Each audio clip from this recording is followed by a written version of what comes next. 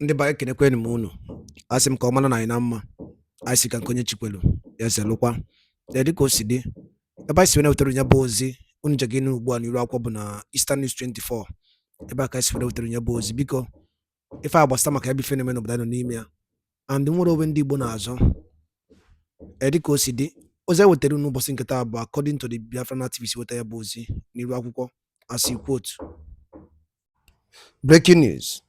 SOWORE dropped a shocking bombshell on the Rise news that put the whole world in shock as Nigerian government panics. We stand for the protest for the release of Nnamdi Kanu. What is the difference between Nnamdi Kanu, Sunday Igboho, and Asari Dokubo agitation? Hear the news in details. All right, this is according to the activist Oteraya Bozini Rakupo. All right, Diki Giabife, I am Masim Kikabalo. Over to you, sir. If you are a Nigerian, you can get away with a lot of things. But if you are Igbo Nigerian, you can't get away with a lot of things. Yes. But you're not getting away with much. Yes, but the odds are stacked against you because you're coming with zero, and they will do to you. I mean, it was in this country that there's a Yoruba nation movement. They even went and hijacked a radio station last year. Did you hear of any trial? Did you hear of any arrest? I'm not using that. I'm not saying that should not be the case, but we must tell ourselves the truth. What has motivated you to take the step of calling on people to take to the streets to draw attention to the need to release Mr. Kanu? It's a number of things, and one is that we're friends, and we've been friends for a long time. In fact, I was one of the few people through Sahara TV that interviewed Nnamdi Kanu when he was relatively unknown, before he was arrested the first time. And I met him in 2019 in New York, had a conversation about the struggle for his people, and we struck a friendship then. And I was here in Nigeria, myself, held up by the Nigerian government when he was extraordinary rendition from Kenya. In fact, I was one of the few people who ran to court by the time he had been taken to the DSS detention, where he had been deposited before, after he was kidnapped from Kenya. So, but the most important thing is that I understand the nature of justice, fair hearing, his constitutional right. And it is in his own case that you can say that he's presumed guilty and he's trying to prove his innocence, which is very sad. If you look at how long it has taken for all these court processes to take place, you know that Kanu's fate is not in the hands of the judiciary. If a decision was taken today by the owners of Nigeria to let him go, the judge might sit in the middle of the night and let him go. And by the way, on my way here, something happened. President Tinubu just pardoned 82 people. One of them was Herbert Macaulay, Nnamdi Azikwe, of course, Farouk, who collected bribe from Otedola, a cocaine dealer who was in prison for life, and a fraudster. So if you can pardon this array of people and several others, I'm not asking for pardon for him, but it's a time to let Nnamdi Kanu go. Is there a lot of public support for the release of Nnamdi Kanu, or is that difficult to gauge? Oh, it's unprecedented. I've been fighting for his release for a long time. I used to attend all his court trials. Under Buhari, I was attacked several times. Each time I went to court, I was attacked physically by the DSS, police, thugs. But this time around, I'm surprised at the number of known traditional people, you know what I mean, who are in support of it. In fact, there was a poll put up by, it's not a scientific poll, by Tunde Edno's page, who's a major Instagram influencer. And out of 17,000 people, 92% of them support the call for his release and the protest that's been planned for 28th of October. I understand you've tried to contact many leaders in the Southeast to take more public-facing action in support of Nnamdi Kanu's release. Have you been struck by their apparent lack of personal involvement and commitment to that cause? I'm not shocked, because I think on your show I once declared that Kanu's predicament, or his ordeal, is as a result of some persons in the Southeast who took a decision that his release would jeopardize their political career and future. That I know as far back as when Tinubu freshly became president, because I was part of some conversation to release him. And they said at that time, Imo elections are coming. If it comes out, APC might not win. And subsequently, I realized that some of the communiques you see is just, word of mouth by day. When they go at night or when they meet Tinubu, it's likely that they have a different position. And when I started contacting them in the last 24 hours, I'm shocked. Some of them that I used to be able to reach just switched off their lines. The ones I sent messages never responded. I reached out to Soludo, who I know personally. As Charles Soludo, who's governor of Anambra State. No response till now. I reached out to Alex Oti. Alex Oti used to be a columnist for Sahara Reporters, so I know him personally. No response till now. The only response I got was a nominal response that no, we shouldn't have dragged us the way you did. Reached out to Peter Obi, they said he's in Rome. So, but I sent a message that, you can behave as Romans do too, just be part of this. But some have been encouraging. Senator Abaribe, I reached out and he responded. He said, I'm in on this. And I know that Abaribe suffered when he was a shorty for Kanu. In fact, I was sleeping on Abaribe's bed at the DSS in 2019, shortly after he was released, because he was shorty for Nnamdi Kanu.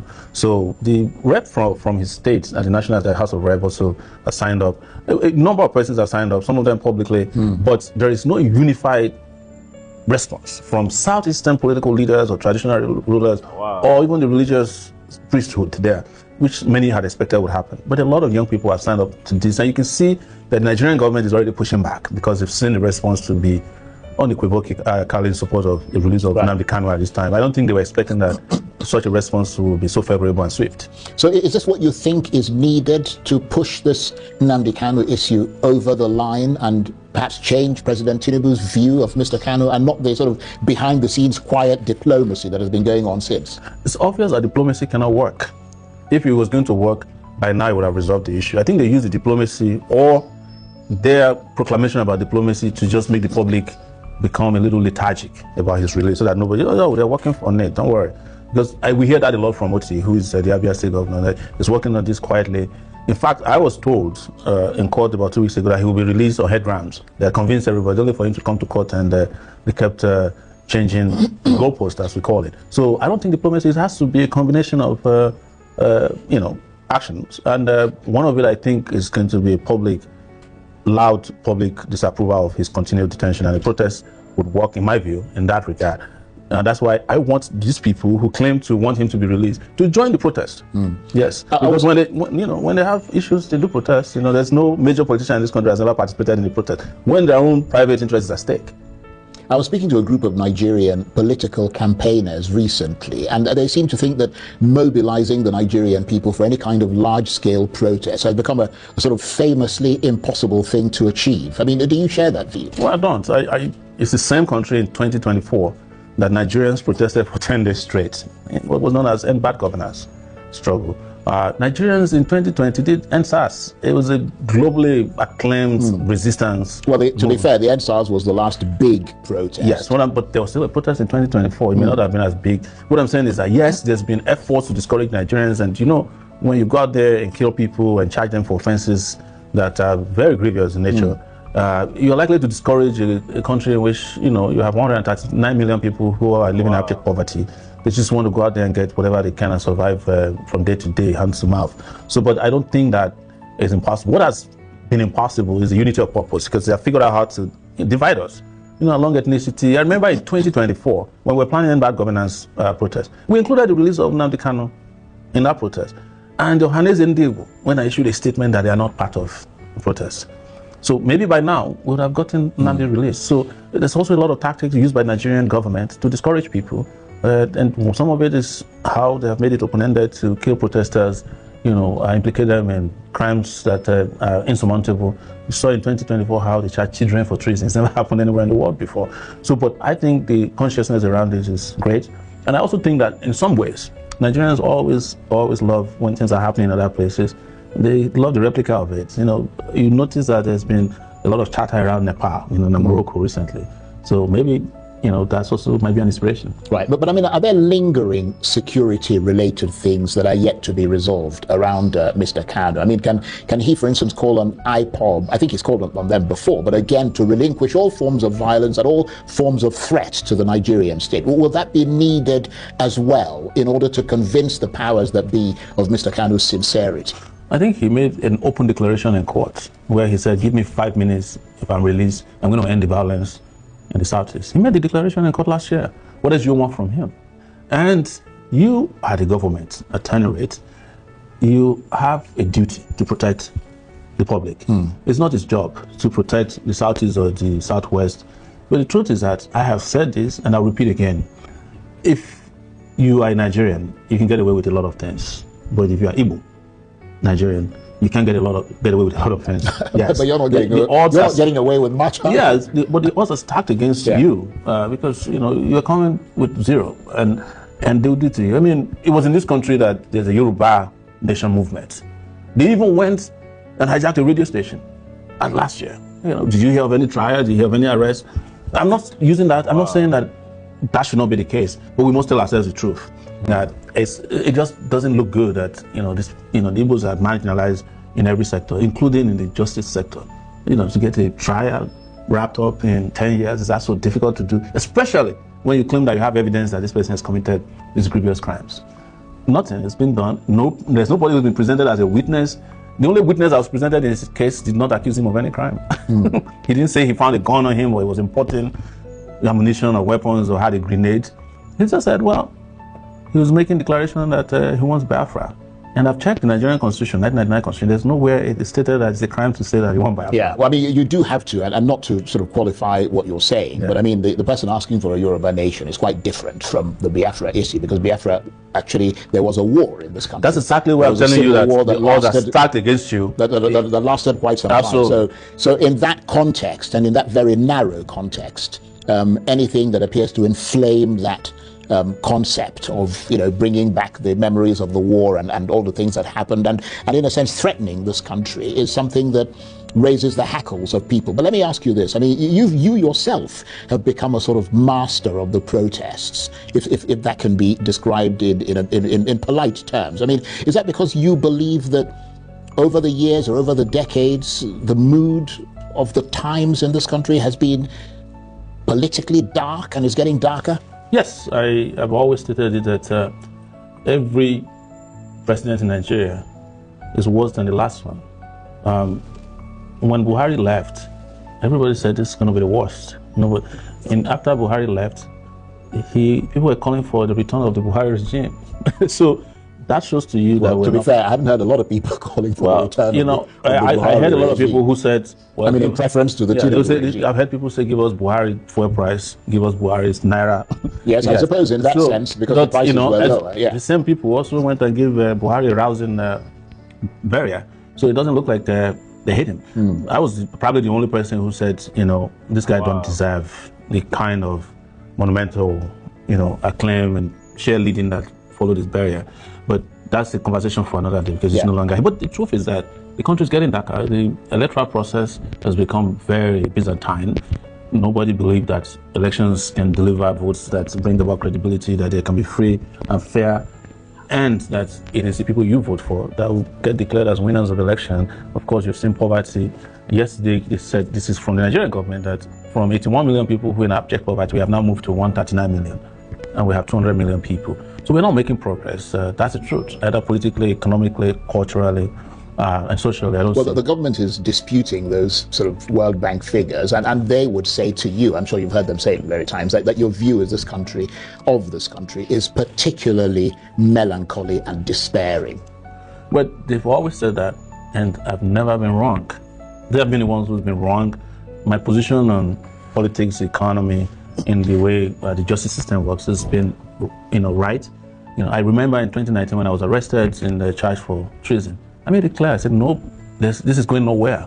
And that's what happened. One day they came and withdrew their charges. So when I said to you that elections are not free, fair, or credible, or that they're allocating votes, I'm not lying. When you look at it, you'll find out I'm right. So I expect a lot of Nigerians would agree with that.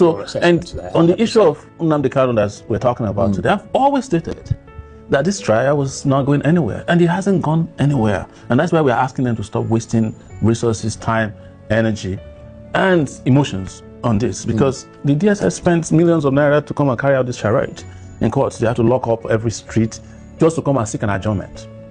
And would you say that dark theme that you talk about, that kind of overshadows this country, has resonance for many Nigerians? I mean, you do have a huge following, but do they see this country as darkly as you do, and that sense that everything is about to explode?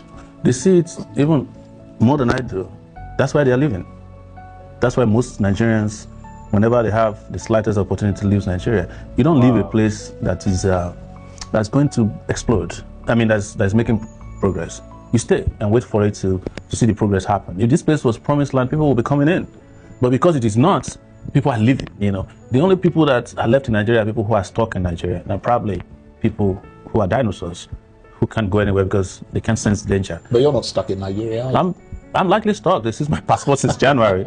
But even if my passport was not seized, I'll be here. That's a decision I took a long time ago.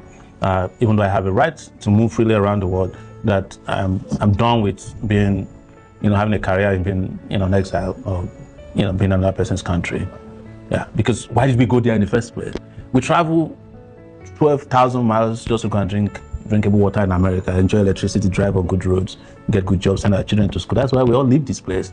If we have that over here, nobody will be a second-class citizen in the UK or anywhere in Europe. Those are the basic reasons why we leave this place. We go and seek hospitals that work. We go and drive on roads that don't kill people. We don't want to live in darkness. We don't want our neighbors to cut our necks off because of insecurity. We don't want our police to jail us when we haven't committed any offense. That's the reason we leave. These are the basic reasons why Nigerians are living in droves. If those conditions are in place, people who have left will return by tomorrow. Some of them will return without taking a single bag of clothing to come back. But Nigeria has denied them that opportunity. And it is because of that darkness that is hovering over Nigeria almost perpetually, day and night, that people are living. That is their own way of expressing that things are not good. Ndị be anyị ngwadalụ dị nye ndị kunu sibe na-esore n'iru akwụkwọ. Ọ ya amasị mma anapụ kunu kọmentị ya gbasịta maka ya bụ ihe awa ikwu n'iru akwụkwọ n'ụdị nke gị. Ịmara ife ichere dela ya na kọmentị gbasịta maka ya bụ ife okwu gasị kọwagasị ya n'iru akwụkwọ. Maka emesịa na ụmụnne m ka gbakwarụ ketụsa ya bụ ozi ọzọ dị ka ibu ya bụ ihe bụ Eastern News 24 ka anyị si were wetara ya bụ ozi ka emesịa na ụmụnne m.